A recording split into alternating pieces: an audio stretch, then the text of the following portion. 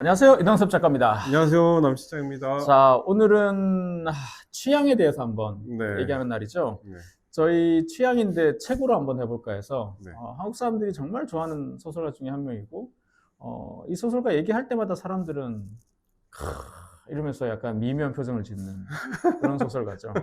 소설가가 작년 말에 신작을 하나 새로 내서 겸사겸사해서 오랜만에 이 소설가 얘기하려고 하는데요. 네. 누굽니까? 자, 무라카미 하루키입니다. 하루키상입니다. 하루키 상이 그 전에도 이제 뭔가 레코드나 네, 그러니까 유명한 LP 수집가잖아요. 네네. 그런데 이제 자신이 보유하고 있는 뭐 클래식 LP, 재즈 LP에 대한 설명들을 썼는데 이번에는 조금 특화된 뭔가 자기 수집품들 중에 그 40년대, 50년대 발매된 그 특정 디자이너의 작품이 이제 실려있는. 이렇게 말을 재미없게 하지? 요 말이 재밌었어. 아, 자, 다시 해볼까요? 네. 자, 새로 냈던 저희 신간 책 제목이 뭡니까? 데이비드 스톤 마틴의 멋진 세계라는. 데이비드 스톤 마틴의 멋진 세계라는 책인데요. 네. 이 데이비드 스톤 마틴, 이 사람이 누굽니까? 이 사람은 그러니까 지금으로 따지자면 커버 디자이너, 앨범 커버 디자이너인 것 같아요. 그래픽 디자이너 아니면 뭐 시각 디자이너 이런 네. 종류인데 그 예전에 레코드라고 하죠. LP, 네. 바이널이라고도 하고 그 LP의 커버를 디자인했던 분이신데 이 분의 이제 작품이라고 해야 될까요? 네. 이 커버 아트가 또 하나의 장르이기도 하죠. 사실 레코드를 좋아하는 사람들한테는. 네. 그 노먼 그랜츠인가? 네. 그런 분이 있는데 이분이 이제 레이블 사장이죠. 네, 레이블 사장인데 그 40년대, 50년대가 이제 재즈의 전성기잖아요. 네. 전성기였고 그래서 이분이 당대 유명한 그 연주자들 다 모아다가 실황 같은 것도 그러니까 라이브 실황을 발매하기도 했어요. 라이브 실황을 이제 공연장에서 사람들이 와서 볼 수도 있고 그러면서 그거 시리즈를 이어가면서 막 히트도 치고 그러니까 다양하게 재즈의 어떤 보급화, 대중화 이런 거에 힘쓴 분인데 클래프라는 레이블 또는 뭐 버브가 이제 그 큰 회사 버브가 제일 유명한 것은 빌 에반스 음반이 거기서 나왔기 때문에 네. 많은 분들이 아실 것 그러니까 같습니다. 그런 것도 막 만들고 근데 이제 그 노먼 그랜츠가 이 데이비드 스톤 마틴을 아껴가지고 본인이 발매하는 그 레코드 회사의 제품들을 다 맡긴 거죠.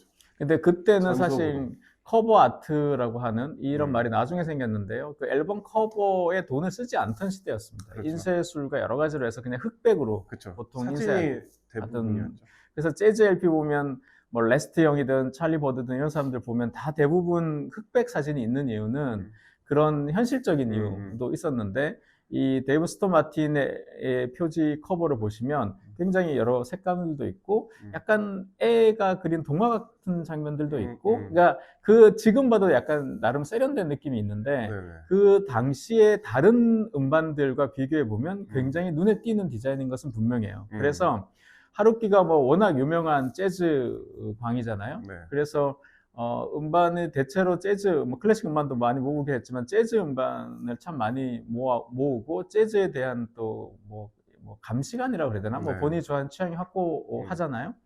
그래서 이 유튜브 같은 데 들어가면 하루키 재즈 치면 컴필레이션 음악이 엄청 많아요. 플레이리스트가. 그렇죠. 플레이리스트 많죠. 뭐 그리고 일부 어떤 소설에서도 그 특정 재즈 곡들을 많이 언급하기도 하고 또 이제 재즈 에세이도 쓰고 재즈 광이라고 볼 수 있고 제가 일본 도쿄 신주쿠에 가시면 그 더그라고 있어요. DUG 더그 재즈바가 지금도 있는데 거기가 하루키가 초년에 그 아르바이트 했던 곳이다. 그래서 해외 재즈 좋아하시는 분들은 이제 거기 자주 많이 그렇게 이제 가는 곳인데요. 저도 이제 도쿄 갈 때마다 한 번은 가요. 담배를 너무 많이 피워. 옛날에 우리처럼 금연, 흡연 나눠져 있거든요. 아무 의미가 없어. 같은 공간에서 지하에. 지하니까 어쩔 수 없어. 하여튼 그런 곳이긴 한데 그런 재즈 광이다 보니 아마 음반들을 굉장히 많이 모았겠죠. 근데 이제 이 하루키가 저도 재즈 좋아하고 음반을 많이 모으는데 되게 약간 이 사람의 이중적 감정을 들게 해요. 항상 하루키는 저한테. 왜냐하면 하루키는 너무나 돈이 많겠어요. 맞아. 나 그 얘기하고 싶었어. 엄청 많은데 그러면 우리가 생각할 때는 우리같이 없는 사람들은 생각할 때는 영업진 않아요. 하루키보다는 없는. 사람 생각할 때는 하루키는 막 초반 엄청 비싸거든요. 네네. 특히 재즈의 미국 초반은 진짜 비싸요. 그 뭐 초반, 뭐 이런 것들을 살 줄 알았는데, 그렇죠. 뭐 일본으로 따지면 5,000엔, 아니면 달러는 50달러까지가 기준점이라는 거예요. 너무 합리적이잖아. 저도 그렇거든요. 합리적이잖아요. 네. 이 합리적이어서 되게 반가운 동시에 어떤 생각이 드냐면, 하루키 정도면 그냥 좀 좋은 음반 사가지고 그 50달러 미만짜리가 나 같은 사람들이 살 수 있는 기회를 줘야 되는 거 아닌가? 저는 어떤 생각을 했냐면, 야, 이 5,000엔이라는 금액에는 어마어마한 금액이 숨어 있다. 뭔가요? 아니, 그 레코드 샵에 가서 5,000원짜리를, 5만원짜리를 사기 위해서 네. 무수히 많은 레코드 샵을 전 세계적으로 돌아다녔을 거 아니에요. 그러면 거기에 비행기표, 그다음에 호텔 경비, 그다음 뭐 운전사 썼을 거 아니야. 지가 이제 다리 아프니까 못 가잖아. 달리기 했겠지. 달리기? 그치, 마라톤 썼었지. 많이 달려가잖아. 어쨌든 뭐 하루에 운전사 비용, 그다음 식비 이런 게 다 포함돼 있을 거 아니에요. 그것보다 더 중요한 거는 이 5,000원짜리를 5만원짜리를 사기 위해서 세계 방방곡곡을 돌아다닐 수 있는 그 자유로움, 시간. 그런 거를 이제 얘는 책을 팔아서 번 돈으로 충당하는 거니까 저희가 속으면 안 돼요. 남수장님이 잘못 생각하고 있는 게, 그래요? 이게 이제 좀 다르게 생각하겠다면, 저도 레코드 많이 사는데, 네. 레코드를 사러 가는 일은 잘 없어요. 그게 주 목적이긴 하나, 거기에 갈 일이 있어서 간 김에 찾는 거예요. 그렇죠. 네, 대부분 그런 거고, 아니면 그 음반이 거기만 있어. 그럼 전화를 하지, 보내달라고. 그래서 아마 그 기회비용은 산정할 때 아마 이제 하루키가 한 달 살기 같이 뉴욕에 한 달 살기 할 때, 뉴욕에서 한 달 살까, 보스턴에서 살까 할 때, 보스턴에 좀 더 좋은 LP가 많아? 그럼 보스턴을 갈까? 이런 정도는 되겠지만, 미셸린 가이드 같이 그 뭐 식당을 가기 위해서 비행기 티켓은 끊지 않을 것이다. 저는 뭐 아무래도 상관없어. 나보다 부자니까. 근데 그쵸. 어쨌든 그런 합리적인 소비를 통해서 음반을 모았을 텐데, 어느 날 이렇게 하다 보니 커버가 눈에 들어오는 거야. 그쵸. 처음에는 음악이 들어오죠. 열리, 찰리 버드, 레스트 형 너무 잘해. 막 이러다가 근데 이 커버 좀 본 적 있는데?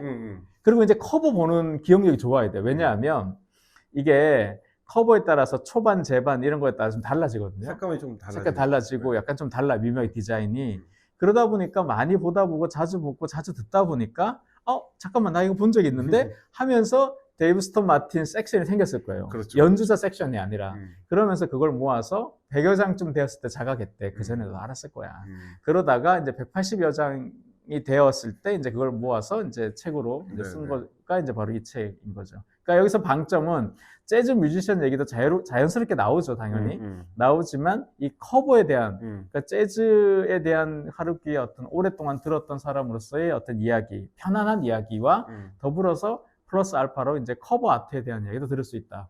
그래서 앤디 월도 초창기에 이 커버를 만들었거든요. 그래서 앤디 월의 이 데이브 스톤 마틴은 본인의 이름을 오른쪽 위에 이렇게 써놨다고 하는데, 안 쓴 것도 물론 있겠죠. 이름을 쓰던 시대가 아니니까. 그런데 그 앤디 월 같은 경우도 이름을 안 쓴 LP들이 있어요. 그리고 앤디 월이 디자인한 LP는 지금도 굉장히 비싸거든요. 그것도 컬렉터들이 많이 모으고 있고, 제가 아는 남대문 그 회원 지하상가에 LP 파시는 분 중에 한 분은 엄청 많이 모으셨더라고요. 근데 그냥 모을 뿐이래. 이걸로 뭘 하세요 했더니, 이걸 뭐해? 예뻐서 모았대. 예뻐서 모았는데, 모으다 보니까 막 데이미안 허스트가 한 것도 있고, 뭐 한 것도 있는 거예요. 그래서 막 지금 그분의 컬렉션을 보여주시는데 보면, 와, 이거 훔치고 싶다, 이런 생각이. 그래요? 그래서 그런 책이 이제 이 책인데, 저는 하루키를, 사람들이 굉장히 좋아하잖아요. 쌤도 거의 다 읽으셨죠? 그쵸, 다 봤죠. 네. 하루키가 왜 좋습니까? 하루키가 왜 좋다기보다는, 이게 하루키가 롱런을 하는 와중에 다른 작가들이 다 그 매가리 없이 쓰러지는 형상이니까, 그러니까 지금 오래 남은 자가 강한 거라는 느낌 때문에 더 그런 것 같아요. 그러니까 꾸준히, 그리고 계속 뭔가 작업물을 내잖아요. 번역도 하고, 지금 뭐 다시 이제 신작 소식도 막 들리고, 신작 집필 중이다. 신작 소설, 네. 장편 소설요? 네, 장편을 또 집필하고 있다. 그 나이에. 음, 그러니까 이렇게 부지런하게 하는 걸 보니 제가 이제 그 전에 알았던 사람들은 이제 뭐 소식이 뜸해지기도 하고 뭐 그런 면에 비해서 오래 남아 있다. 하루키가 몇 년생이지? 지금 거의 68세 정도 되지 않았나요? 아, 그거밖에 안 됐어요? 엄청 뭐, 오래됐을 것 같은데? 49년생이야. 76세. 아, 76세구나. 죄송합니다. 1949년이니까 전후에 바로 태어난 네. 사람인데, 그러니까 그런 어떤 성실성이랄까? 그런 것들이 더 중요한 가치로 오는 거예요. 예전에는 그냥 하루키의 그 장편이나 단편이 주는 진짜 그 너무나 픽션 같은 환상성 네. 이런 것들이 이제 현실 도피도 가능하게 해주고 어떤 이제 그런 게 있더라고요. 그러니까 이 하루키가 러시아에서 엄청나게 인기를 끌었거든요. 아, 그래요? 왜 그 시기가 이제 공산권이 와해되고 자본주의로 이런 넘어가던 전이 때, 단계에서 80년대. 사람들이 이제 가치관을 잃고 막 방황하잖아요. 네. 그때 하루키 같은 것들이 개인의 어떤 자유나 어떤 개인성 뭐 이런 것들이 강조되다 보니까 그 시기로 빠져드는 거죠. 그러니까 나라마다 그런 어떤 격변기에 그러니까 하루키는 이제 세계 문학인 거예요, 그냥. 우리도 그랬잖아요. 80년대 태생이. 말에서 90년대 넘어갈 때. 그렇죠. 우리도 하루키를- 386 세대들이 예. 현실에 뭔가 달라질 줄 알았더니 똑같아. 음, 그러면서 개인 안으로 침잠할 때 하루키의 문체가 굉장히 위안을 줬던 거고 그런 식으로. 저도 그런 거 동의해요. 하루키 책을 뭐 저는 다 읽었다 이렇게 보기도 그렇고 한 4-5권, 5권 읽은 것 같거든요. 네. 주로 초기에 작품들을 거의 다 보고 어느 시점 이후로는 별로 안 본 것 같은데 그렇죠. 에세이만 한두 개 보고 근데 이제 하루키에 대한 놀라움은 그거예요. 그 성실성. 그래서 항상 하루키 보면 그런 생각이 들어. 오케스트라 지휘자 같다. 오케스트라 지휘자들 보면 뭐 카라얀이 되었던 옛날 사람 칼뱀이든 뭐 많은 이 지휘자들이 엄청 열심히 작업물을 내거든요. 네. 요즘은 음반의 시대가 아니어서 음반이 그렇게 많이 쏟아지진 않지만 90년대, 2000년대 초반까지만 하더라도 뭐 베를린필 지휘자나 뭐 비엔나필, 런던필 이런 지휘자들은 음반을 진짜 꾸준히 계속 내거든요. 왜냐하면 본인 오케스트라 상임 지휘도 있지만 게스트로도 가서 또 지휘하거든요. 그랬을 때 어떤 그 필하모닉을 좀 다른 소리를 만들어내는 거예요. 이 지휘자가 만났을 때. 예를 들어서 베를린필 하면 육중하고 뭐 저기 독일적 사운드, 묵직하다 이렇게 얘기하는데 만약에 미국 지휘자나 뭐 아니면 남미 출신의 지휘자가 또 붙으면 소리 좀 달라지거든요. 약간. 이제 그런 어떤 변주를 또 클래식 음악에서는 또 중요하게 생각하니까. 근데 그런 지휘자처럼 하루키는 정말 성실하게 계속 정말 쓰고 달리나 봐요. 달리고 쓰고 달리나 봐. 그래서 제가 이거 보면서 그냥 항상 신작이 이렇게 나왔다고 얘기하면 그냥 옛날 거를 다시 이렇게 내나 커버를 바꿨나 뭐 이런 생각도 해요. 사실은 이것도 무슨 누구의 멋진 세계라는 소설이 있었잖아요. 얼마 전에 뭐 누구 씨의 무슨 뭐 소설 있었잖아요. 이 하루키 책 소설 제목 중에 이렇게 디자인이 이렇게 색 컬러로 되게 예쁘게 돼서 뭐 스즈키 신가의 뭐 멋진 세계인가? 그거는 다른데 그냥 무슨 순례인데? 아, 그래요? 네. 완전히 똑같은 제목은 아니에요. 아, 그래요? 네. 그래서 저는 이 데이브 스톤 마틴의 멋진 세계 이렇게 해가지고 또 옛날에 냈던 걸 다시 좀 그런 거 있잖아요. 단편을 좀 이렇게 약간 원제는 달라요. 달라요? 우리나라 출판사에서 붙인 책이 그래서 좀 다시 냈나 이렇게 생각을 하다가 이게 또 신작이고 커버 아트 이렇게 하니까 정말 자기가 소설을 쓸 때 장편 소설은 좀 괴롭잖아요. 사실 여러 가지로. 그러고 시간도 오래 걸리고 근데 또 그 사이사이에 또 이렇게 에세이랄까요? 또 이런 걸 우리한테 또 제안해주고 사실 이런 책은 하루키가 쓰니까 출간이 되는 거지. 그렇죠. 이건 누가 쓴다고 출간이 되겠어요.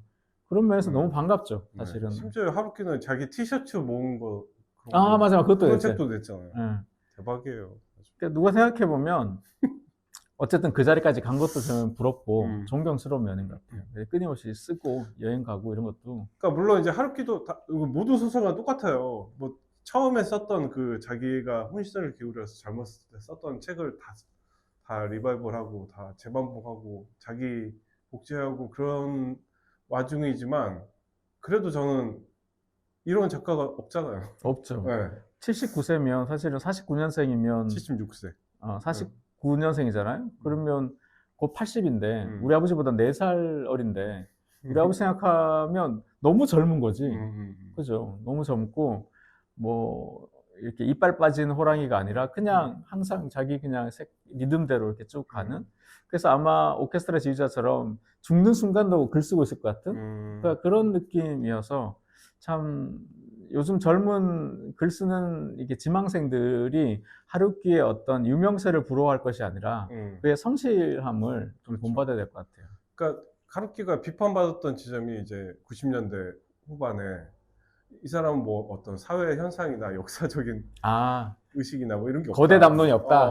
이렇게 비판을 했는데 네, 하루키가 맞아요. 이제 그 옴진리교 네. 살인가스 사건에 대해서 취재를 하거든요. 네. 그래서 논픽션을 2권을 내요. 음.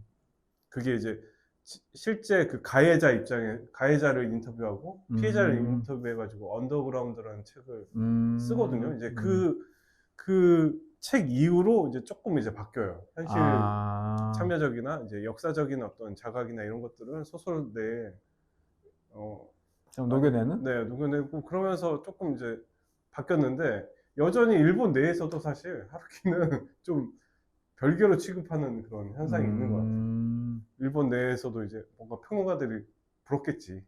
약간 왜 이렇게 잘 나가? 막 이러면서. 계속 잘 나가. 네. 그래서 약간 그런 거 있잖아요. 그런 노벨 문학상 계절이 돌아오면 항상 하루키 후보에 오르잖아요. 뭐 받지는 못했지만 그거 뭐 받거나 안 받거나 뭐 하루키는 진짜 전 세계 어딜 가나 서점에 가서 보면 하루키 책은 항상 있는 것 같아요. 좀 뭐 한때는 무라카미 류를 좋아했던 많은 분들이 계시는데 류도 작품 활동을 계속 하시는지는 모르겠으나 좀 잘 안 보이잖아요. 그렇죠. 신간 소식은 없죠. 네, 그렇게 보면 결국 아까 남시장님 말씀처럼 살아남는 놈이 강한 놈이다.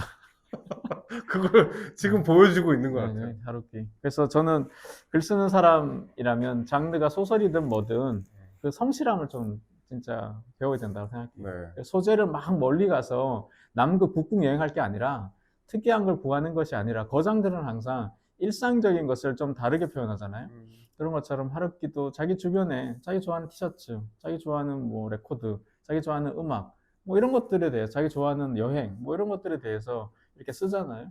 그러니까 소재가 없다기보다는 그것을 이렇게 요리해내는 능력 이런 거에서도 참 배울 점이 많은 작가인 것 같습니다. 그래서 이 데이브 스톤 마틴의 멋진 세계는 결국 하루키의 멋진 세계다. 자기의 멋진 세계를 이렇게 얘기한다. 내 취향이 이 정도야. 이 정도야. 나는 이게 늙어서도 젊을 때 들었던 재즈 음악을 계속 듣고 있다. 그렇죠. 나 뽕짝 안 듣는다. 늙어도. 뭐 그런 거죠. 그런 면에서는 참 우리를 치면 약간 비유가 어떨지 모르겠지만 이문열이 나이 들어서 나의 뭐 그런 거 있잖아요. 락 음반 모음집 이런 거에서 내가 젊어서 들었던 뭐 그런 그 너바나의 음반과 뭐 이런 얘기 쓰는 느낌인 것 같아요. 너바나는 아니죠. 거의 뭐 아닌가? 디퍼플이나 이런 거겠죠. 이문열 나이를 제가 아는 게 없어가지고 제일 유명한 너바나는 저희 때고. 아니 그러니까 그것도 있는 거지. 그냥 이렇게 쭉 디퍼플도 있고 다 있고 이제 있는데 너바나도 있고 뭐 크라잉넛까지도 있고 오아시스도 있고 크라잉넛도 있고 막 이렇게 만약에 쓴다면 이문열이 너무 젊게 느껴지는 거잖아요. 그렇죠. 김훈도 그렇고. 근데 우리한테는 몰라요. 김영하가 더 나이 드시면 김영하 작가가 또 그럴 수 있을까 싶은데 아직까지는 없는 것 같습니다. 40년대생들 작가분들 중에는 뭐 조정래 쌤이 꾸준히 작품을 내시잖아요. 근데 그분도 이제 그분만의 이제 소설을 세계가 있으시니까 그렇게 쓰시는데 하루키는 조금 더 젊은 느낌이 있는 것은 또 피할 수 없는 것 같아요. 그렇죠. 인상은. 그래서 저는 이 책을 사기로 했습니다. 하루키 책 진짜 안 사는데 이 책은 그래도 커버 보는 재미가 있을 것 같아서 별로 비싸지도 않고 해서 괜찮은 것 같아요. 그러니까 이런 책들이 존재를 하면 어떤 이런 거에 동경을 품거나 어떤 이제 관심을 가졌던 사람들이 이 책을 읽으면서 이제 따라가게 되는 거죠. 그러니까 뭔가 이제 길을 터는 그런 의미도 있는 것 같아요. 내가 좋아하는 걸 모아가지고 깊이 있게 해석을 하는 책을 한번 써보고 싶다. 뭐 취향의 사회니까 그건 참 좋은 것 같습니다. 남 실장님 뭐 모아서 하나 쓰시고 싶어요? 카메라 이런 거 책 하나 쓰시고 싶어요? 카메라 제가 이제 팔고 있기 때문에 그렇게까지 막 쓰고 싶은 마음은 없는데 그런 걸 써야지 잘 나갈 것 같긴 해요. 그러니까요.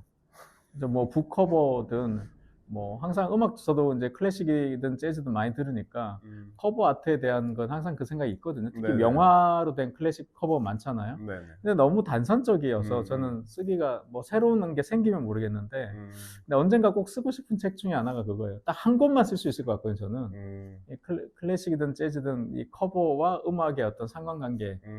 ECM 레이블에서도 커버 굉장히 아름답잖아요.